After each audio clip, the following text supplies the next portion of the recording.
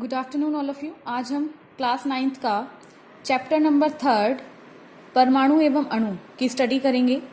ठीक है, तो सबसे पहले हम अपना टॉपिक लेते हैं रासायनिक संयोजन के नियम। रासायनिक संयोजन के नियम देखिए, रासायनिक अभिक्रियाओं की मात्रात्मक मापों के अध्ययन से ज्ञात होता है कि पदार्थों में रासायनिक अभिक्रियाएं कुछ नियमों के अनुसार होती हैं।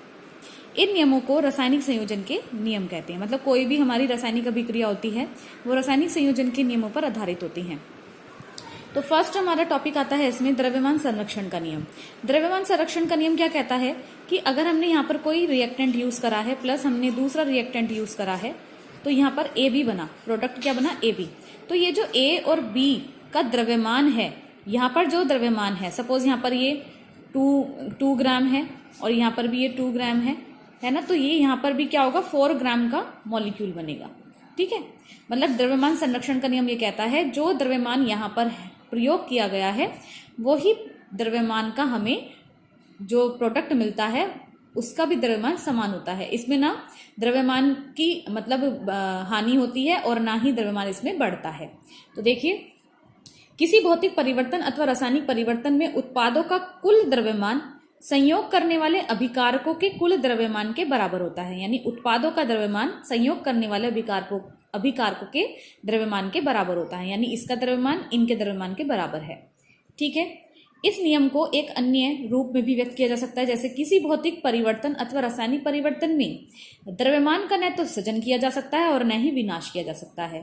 ठीक है, तो ये क्या है, इसको हम द्रव्यमान की अविनाशिता का नियम भी कहते हैं।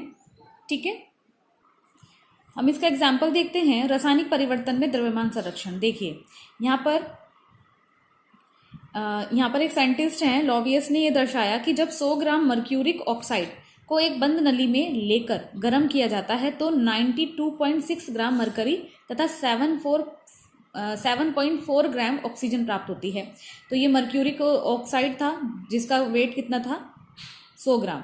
और जब हमने इसको एक ट्यूब में गर्म किया तो ये 2 पदार्थों में टूट गया। एक तो हमारा मरकरी जो कितना ग्राम बचा, 92.6 ग्राम, और हमें ऑक्सीजन गैस मिली जो कितने ग्राम की थी, 7.4 ग्राम। ओके, तो यहाँ उत्पादों का कुल द्रव्यमान अभिकारक के द्रव्यमान के बराबर है। अब देखो, ये 100 ग्राम था, ये 100 ग्राम इन दोनों में टूट गया, 92.6 एंड 7.4। अगर हम इन दोनों को ऐड करें तो हमें वापस से 100 ग्राम मिल जाएगा। तो यानी यहाँ पर भी 100 है और यहाँ पर भी 100 है, तो इसको बोलते हैं द्रव्यमान संरक्षण का नियम। नेक्स्ट है स्थिर अनुपात का नियम। स्थिर अनुपात का नियम क्या कहता है, लॉ ऑफ कांस्टेंट प्रोपोर्शंस। देखिए बच्चों, इसमें ये कहते हैं कि कोई भी चीज़ है, कोई भी हम मॉलिक्यूल बनाते हैं तो उसमें एक निश्चित अनुपात में ही हम परमाणुओं को संयोग कराते हैं। जैसे कि H2O है ना, H2O में H और ऑक्सीजन मतलब हाइड्रोजन और ऑक्सीजन के बीच में क्या अनुपात है, जो अनुपात है वो सदैव इतना ही रहेगा। ऐसा नहीं है कि इसमें हम कुछ चेंज कर सकते हैं। तो इसको हम थोड़ा डिटेल में पढ़ते हैं। इस नियम का प्रतिपादन सर्वप्रथम जोसेफ प्राउस्ट ने सन 1799 में किया। इसके अनुसार प्रत्येक रासायनिक यौगिक में, चाहे वह किसी भी विधि से बनाया या प्राप्त किया गया हो, तत्वों के द्रव्यमान एक निश्चित अनुपात में संयुक्त रहते हैं। जैसे कि मैंने H2O का आपको एग्जाम्पल दिया है।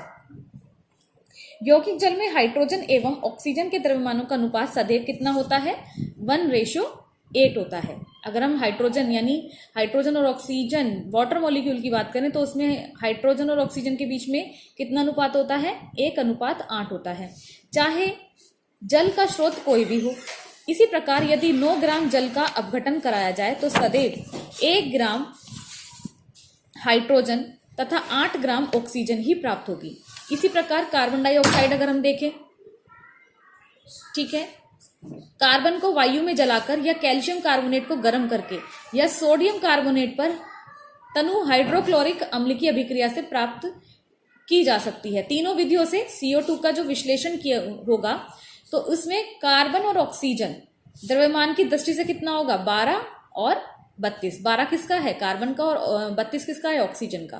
तो ये अनुपात में मतलब संयुक्त रहते हैं। अगर हम अमोनिया का देखें तो अमोनिया में नाइट्रोजन का 14 होता है और हाइड्रोजन का 3 अनुपात होता है। मतलब ये जो अनुपात दे रखा है ये सेम रहेगा चाहे स्रोत कोई भी हो। तो इसको बोलते हैं स्थिर अनुपात का नियम। यहाँ पर हम इसको एक एग्जाम्पल से समझ सकते हैं। एग्जाम्पल दिया है 2 ग्राम हाइड्रोजन तथा 16 ग्राम ऑक्सीजन के रासायनिक संयोग द्वारा 18 ग्राम जल बनता है। ये आंकड़े रासायनिक संयोग के किस नियम की पुष्टि करते हैं? अब देखिए यहाँ पर हमें हाइड्रोजन कितनी दी है, यहाँ पर 2 ग्राम दी है, ऑक्सीजन दी है 16, टोटल कितना हो गया? 18 हो गया। भाई 16 में 2 ऐड करोगे 18 हो गया। तो ये क्या बन गया? वाटर। हाइड्रोजन और ऑक्सीजन मिलकर वाटर तो बनाते हैं। अब रासायनिक संयोग अगर हम देखें इनका रासायनिक अभिक्रिया, तो यहाँ पर हम क्या लिखते हैं? हाइड्रोजन प्लस ऑक्सीजन क्या बनेगा? जल। H2O बन जाएगा ना। यहाँ पर ये H है और ये O है। अभिकारकों का द्रव्यमान, ये अभिकारक होते हैं जो इस साइड लिखे होते हैं। जो यहाँ बनता है वो क्या होता है? वो प्रोडक्ट होता है। तो बराबर हाइड्रोजन का द्रव्यमान प्लस ऑक्सीजन का द्रव्यमान, दोनों को हमने ऐड कर दिया तो 18 ग्राम आ गया। तो उत्पाद का द्रव्यमान बराबर होता है जल का द्रव्यमान। उत्पाद का द्रव्यमान क्या है? जल का द्रव्यमान। तो कितना है वो? 18। पहले हमने अभिकारकों का लिया है यहाँ पर, फिर हमने उत्पाद का लिया है। तो चूंकि अभिकारकों का कुल द्रव्यमान उत्पाद के कुल द्रव्यमान के बराबर है, यानी अभिकारक क्या है? ये इनका द्रव्यमान जो हमारा उत्पाद बना है जल, उसके द्रव्यमान के बराबर है। यही द्रव्यमान संरक्षण की पुष्टि करता है। नेक्स्ट टॉपिक है डाल्टन का परमाणु सिद्धांत। अगर हम डाल्टन के परमाणु सिद्धांत की बात करें कि इन्होंने क्या कहा था, तो रासायनिक संयोजन के नियम प्रस्तावित होने के बाद वैज्ञानिकों ने समक्ष उन नियमों की सुस्पष्ट व्याख्या की कठिनाई उत्पन्न की। इस समस्या का निराकरण अंग्रेज वैज्ञानिक जॉन डाल्टन ने किया। उन्होंने द्रव्य की प्रकृति के विषय में एक आधारभूत सिद्धांत प्रतिपादन किया। तो यानी डाल्टन ने क्या करा था? मैटर लिया और उसके विषय में उन्होंने स्टडी करना स्टार्ट करा। उन्होंने पाया कि जो द्रव्य होता है, यानी मैटर जो होता है, वो छोटे छोटे कणों से मिलकर बना होता है, जिसमें उस द्रव्यमान के समस्त गुण विद्यमान होते हैं। उन्होंने इन कणों को रासायनिक क्रिया में भाग लेने वाला अविभाज्य कण बताते हुए उसको परमाणु कहा। तो डाल्टन ने पदार्थों का जो एक कण है उसको क्या बोला? परमाणु। और उन्होंने क्या कहा? जो परमाणु होता है वो कैसा होता है? नेचर में अविभाज्य, जो विभाजित नहीं हो सकता। ग्रीक दार्शनिकों द्वारा भी द्रव्य के सूक्ष्मतम अविभाज्य कण को परमाणु नाम दिया गया था। डाल्टन का यह सिद्धांत रासायनिक संयोजन के नियमों पर आधारित था। किस पर था? रासायनिक संयोजन के नियमों पर आधारित। इस सिद्धांत के द्वारा द्रव्यमान संरक्षण नियम, स्थिर अनुपात के नियम की तर्क संगत व्याख्या की जा सकती है। जो भी हमने प्रीवियस 2 प्रिंसिपल्स पढ़े हैं वो इसी पर ही डिपेंड है। डाल्टन के अनुसार द्रव्य चाहे तत्व, यौगिक या मिश्रण हो, मतलब कोई भी हो, डाल्टन ने कहा कि जो हमारा मैटर है वो चाहे तत्व हो, यौगिक हो या मिश्रण हो, छोटे छोटे अविभाज्य सूक्ष्म कणों से मिलकर बने होते हैं। इन्हें परमाणु कहा गया है। डाल्टन के सिद्धांत की परिकल्पनाएं निम्नलिखित हैं। पहला, उन्होंने क्या माना कि सभी परमाणुओं द्वारा बने सभी द्रव्य कैसे बने होते हैं? परमाणु से बने होते हैं, और इन परमाणु को किसी भी रासायनिक विधि द्वारा विभाजित नहीं कर सकते, मतलब इनको अलग अलग सेपरेट नहीं कर सकते हैं। ये रासायनिक अभिक्रिया में भाग लेते हैं। सेकंड, इन्होंने कहा कि परमाणु जो होते हैं वो अविभाज्य सूक्ष्म कण हैं, इन्हें न तो हम नष्ट कर सकते हैं और ना ही इनको हम बना सकते हैं। थर्ड, उन्होंने कहा कि एक तत्व के परमाणु आकार, द्रव्यमान और रासायनिक गुणों में एक दूसरे के समान होते हैं, और इनका जो द्रव्यमान होता है वो भी निश्चित होता है। ठीक है। नेक्स्ट, डाल्टन ने बताया कि विभिन्न तत्वों के परमाणु आकार, द्रव्यमान और अन्य सभी गुणों में एक दूसरे से भिन्न होते हैं। ठीक है। नेक्स्ट, इन्होंने ऊपर वाले में निश्चित माना है। इन्होंने कहा है कि जो एक तत्व की बात हो रही है यहाँ पर, एक तत्व के तो समान होंगे, लेकिन विभिन्न तत्वों के कैसे होंगे? भिन्न भिन्न होंगे, सेम है। उसके बाद आता है भिन्न भिन्न तत्वों के परमाणु परस्पर छोटी पूर्ण संख्या के अनुपात में संयोग कर यौगिक निर्मित करते हैं।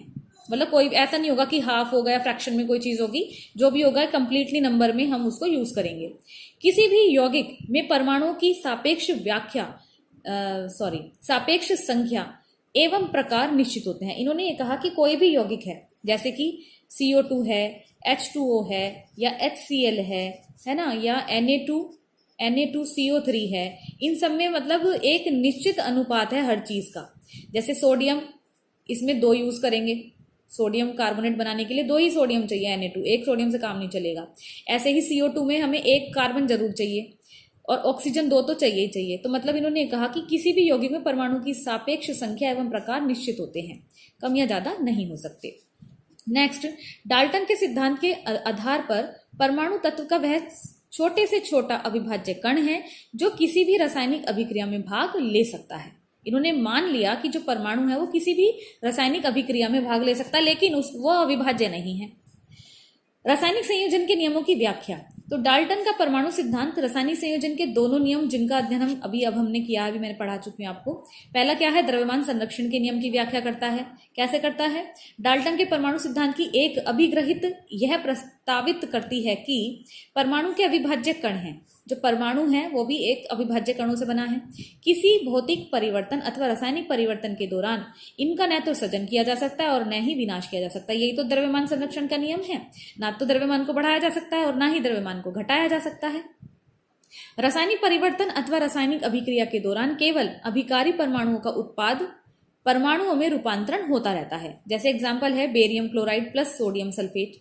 तो क्या होगा, ये बेरियम चला जाएगा सल्फेट के साथ, सोडियम चला जाएगा, ये क्लोराइड चला जाएगा सोडियम के साथ। तो क्या बनाएगा ये barium sulphate plus sodium chloride. Exchange हो गया है, द्वितीय विस्थापन अभिक्रिया हो रही है। अब जो इनका द्रव्यमान था वही इनका द्रव्यमान है। ठीक है, क्योंकि उपयुक्त रासायनिक समीकरण के दोनों पक्षों में परमाणु उपस्थित है, अतः द्रव्यमान में किसी भी प्रकार का परिवर्तन संभव नहीं है। क्योंकि दोनों में परमाणु है, सिर्फ हमने उनकी जगह चेंज करी है, लेकिन जो परमाणु का द्रव्यमान है वो इधर भी बराबर है और इधर भी बराबर है। दोनों जगह क्या है, सेम है। नेक्स्ट नियम क्या था? नेक्स्ट था स्थिर अनुपात का नियम। डाल्टन के परमाणु सिद्धांत की एक अन्य अभिग्रहित के अनुसार एक तत्व के परमाणु आकार, द्रव्यमान तथा रासायनिक गुणों में एक दूसरे के समान होते हैं तथा इनका द्रव्यमान निश्चित होता है। बिल्कुल होता है, अभी मैंने पीछे भी आपको बताया था, है ना। अब यौगिक CO2 में कार्बन और ऑक्सीजन तत्व विद्यमान है। भाई एक ये रहा कार्बन, एक ऑक्सीजन ये रहा। तो कार्बन तत्व के सभी परमाणु एक समान होते हैं तथा ऑक्सीजन के परमाणु क्या होंगे, वो भी एक ही समान होंगे। अब CO2 को किसी भी स्रोत से प्राप्त किया जा सकता है, कहीं से भी ले लो आप, एनवायरनमेंट से ले लो, है ना, या जो मतलब हम लोग यूज करते हैं या जो पेड़ पौधे छोड़ते हैं वो CO2 ले लो। परंतु इसके निर्माण में कार्बन और ऑक्सीजन के समान द्रव्यमान ही सम्मिलित होंगे। मतलब इसमें एक कार्बन तो चाहिए और दो ऑक्सीजन चाहिए। ऐसा नहीं है कि इसमें हमने नाइट्रोजन भी मिला दिया तो हमारा कार्बन डाइऑक्साइड बन जाएगा, नहीं बनेगा ऐसा। यही स्थिर अनुपात के नियम का कथन है। इसलिए स्थिर अनुपात का नियम भी डाल्टन के परमाणु सिद्धांत को भलीभांति समर्थित है। ओके, अब देखिए, कोई भी सिद्धांत अगर हम पढ़ते हैं या कुछ भी हम करते हैं उसमें कोई ना कोई कमी जरूर रह जाती है। तो डाल्टन ने भी इतना अच्छा सिद्धांत दिया था परमाणु का, लेकिन उसमें भी कुछ ना कुछ कमियां थी जो पाई गई। आगे चल के साइंटिस्ट ने उस पर स्टडी करी। तो पहली क्या थी, परमाणु विभाज्य पाया गया, जबकि डाल्टन ने क्या कहा था कि ये अविभाज्य है। यह अनेक अब परमाणु कणों जैसे कि इलेक्ट्रॉन, प्रोटॉन, न्यूट्रॉन, जब तक डाल्टन ने स्टडी की थी ना, तो जब तक इलेक्ट्रॉन, प्रोटॉन, न्यूट्रॉन की खोज नहीं हुई थी, ये बाद में हुई है ना। तो ये भी उन्होंने एक्सप्लेन नहीं करा था, इसके बारे में हम पढ़ेंगे आगे। नेक्स्ट है, समान तत्व के परमाणुओं के भिन्न भिन्न द्रव्यमान हो सकते हैं, जैसे समस्थानिक। अब डाल्टन के बाद समस्थानिक जो आइसोटॉप्स होते हैं उनको भी उनकी भी खोज हो गई। तो डाल्टन का सिद्धांत क्या हो गया, वो फेल हो गया वहां पर। भिन्न तत्वों के परमाणुओं के समान द्रव्यमान हो सकते हैं, भिन्न के भी क्या हो सकते हैं, समान हो सकते हैं। लेकिन उन्होंने कहा था भिन्न के भिन्न ही होंगे जी, जिसे हम समभारी कहते हैं। इनकी भी खोज बाद में हुई थी, इन्हें आइसोबार्स कहते हैं। नेक्स्ट है, भिन्न तत्वों के परमाणु सदैव सरल पूर्ण संख्या के अनुपात में संयोग करके किसी यौगिक का अणु नहीं बनाते, लेकिन उन्होंने कहा था कि यौगिक का अणु बनाते हैं। तो अगर हम एग्जाम्पल देखें सुक्रोज या फिर शर्करा का एग्जाम्पल देखें, सुक्रोज का अणु क्या होता है, C12H22O11 ये होता है। अब जो इंगित करता है कि अवयवी परमाणु सरल पूर्णांक अनुपात में उपस्थित नहीं है। इनमें वास्तविक अनुपात क्या है, 12, 22 और 11 है। ठीक है, तो ये इनके कुछ वो थे, डिफॉल्ट्स थे, जो ये एक्सप्लेन नहीं कर पाए थे डाल्टन। नेक्स्ट हम नेक्स्ट वीडियो में कंटिन्यू करेंगे। Thank you.